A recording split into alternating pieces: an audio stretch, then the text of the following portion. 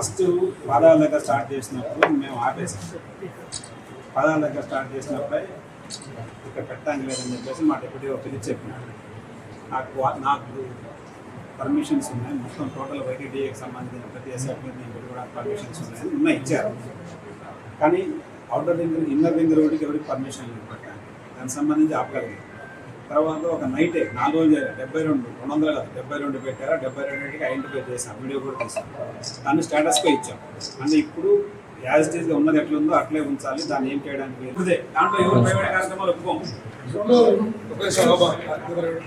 పట్టుకోండి బాబు.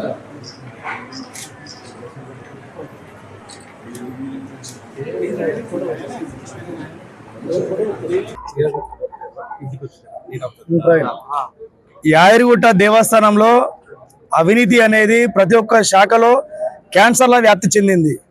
అయితే నిన్నటికి నిన్న యాదగిరిగుట్ట ప్రధాన రహదారి మరియు కొండ చుట్టూ ఉన్నటువంటి రింగ్ రోడ్ ఏదైతే ఉందో వాటికి గత ప్రభుత్వం కరెంటు పోల్స్ ఏర్పాటు చేయడం జరిగింది.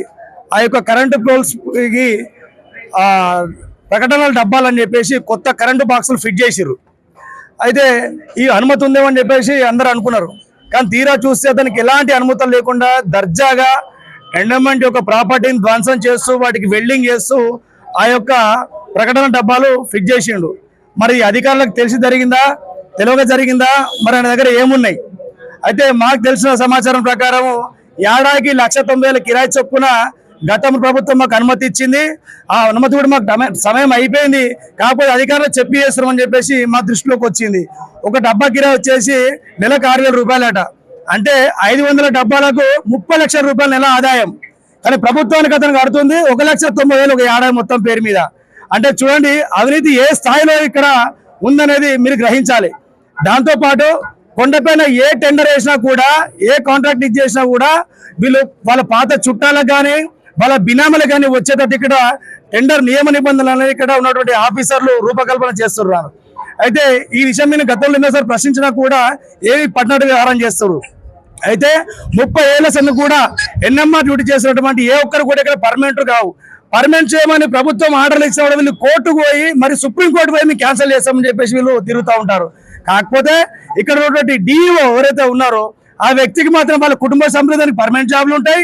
వాళ్ళ అన్న కొడుకు రీసెంట్గా నిన్నాక మొన్న కూడా కాంట్రాక్ట్ బేసిక్ పద్ధతిలో ఇక్కడ కొత్త జాబ్ క్రియేట్ చేసి ఇచ్చేసినారు.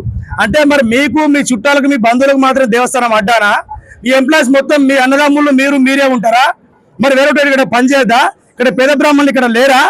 ఆ ఒక్క సాగుతో మీరు ఎలా పర్మనెంట్ జాబ్లు సృష్టిస్తున్నారు? కావున తక్షణం ఏదైతే రాష్ట్రంలో లేనట్టు డిఓ పోస్ట్ ఇక్కడ క్రియేట్ చేసిరు ఆ యొక్క అధికారం తక్షణం ఇక్కడ నుంచి మీరు ట్రాన్స్ఫర్ చేయాలి. వేములవాడ నుంచి వచ్చేటువంటి ఏదైతే ఏఈఓ గారు ఉన్నారో అతను కూడా డిఓ ప్రమోషన్ వచ్చింది. మరి అతను ఇక్కడ చేసి ఇప్పుడున్న అధికారం ట్రాన్స్ఫర్ చేశారా, సస్పెండ్ చేశారా, తక్షణమే శాఖపరమైన చర్యలు తీసుకోవాలి. లేని పక్షంలో మేము భారతీయ జనతా పార్టీ తరఫు నుంచే మేము భారీ ఎత్తున ఉద్యమ కార్యక్రమాలు చేస్తామని ఈ సందర్భంగా హెచ్చరిస్తా ఉన్నాం.